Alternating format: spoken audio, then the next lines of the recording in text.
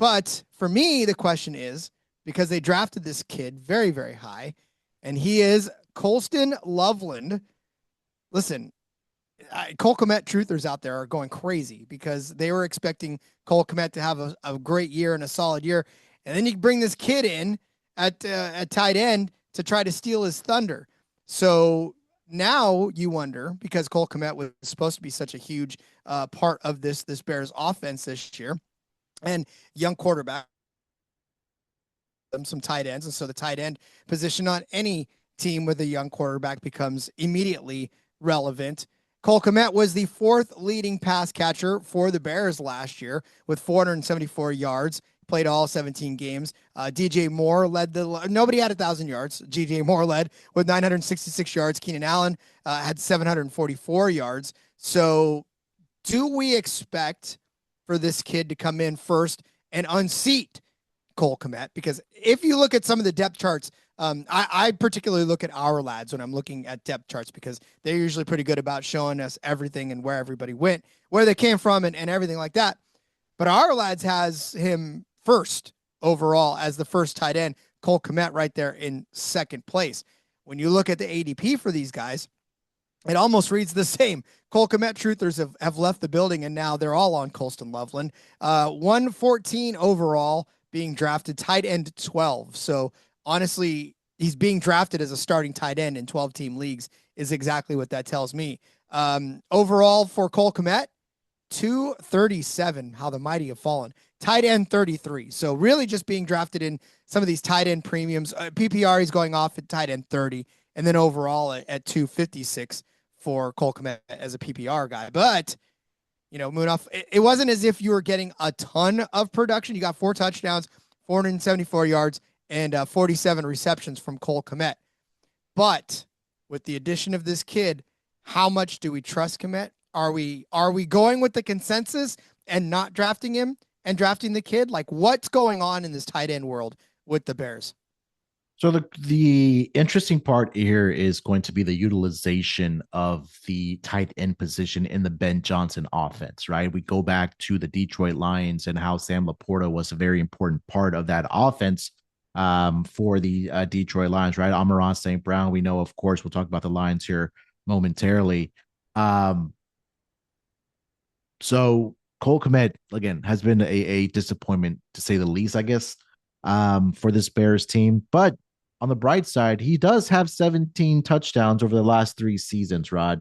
But it's a little bit difficult when you have Rome Odunze, who I believe is going to have a fantastic year for this Bears offense.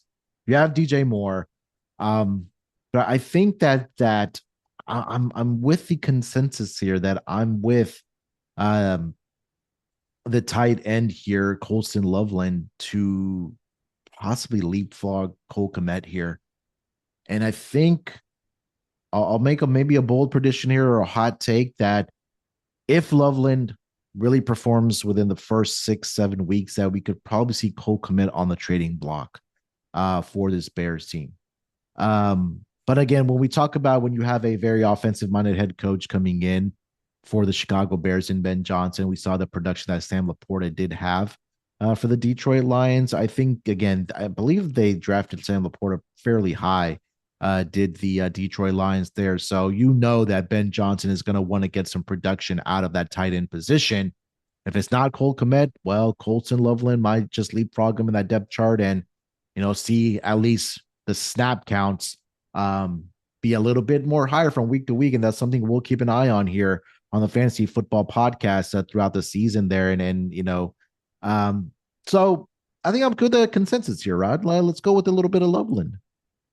It's one of these. So his best seasons, well, he played 3, right, at Michigan for the Wolverines. He had 117 receptions overall, 1,466 yards total in 3 years, and 11 touchdowns. The numbers don't fly off the page. Well, right? Sorry, for Michigan standards, or sorry to interrupt you. That's pretty good, because I feel like that team is Michigan is it's when they were under Jim Harbaugh, it was defense and running the football, right? And I think that when we talked about JJ McCarthy there, the passing game maybe wasn't really existent, quote unquote, because I feel like they were more defensive minded and they were playing Big Ten football, right? So, and again, I'm not any in relation or have any contract obligations to Loveland, but at least for the totality there for this time there, I mean, I think that's pretty good there. Okay, we'll give him a pass for that. And then maybe one more year he could have ended up blowing up without Harbaugh under center. But again, this is one where I think I would take a chance on Loveland. Obviously, Sure. he is going off very late in drafts, so he will be there around the 114 range. So if you've already drafted, one of your top tight ends, or you just really go tight end streaming, then this may be a good week one pickup just to see if he does garner anything, or a stash. Like Munaf said, we stash him, and once he starts to blow up, Yep. then you've got him before everybody starts to run to the waiver wire to grab him already. So, yeah, I think Cole Kmet. I'm sorry to everybody out there that has been a Cole Kmet fan for their entire life.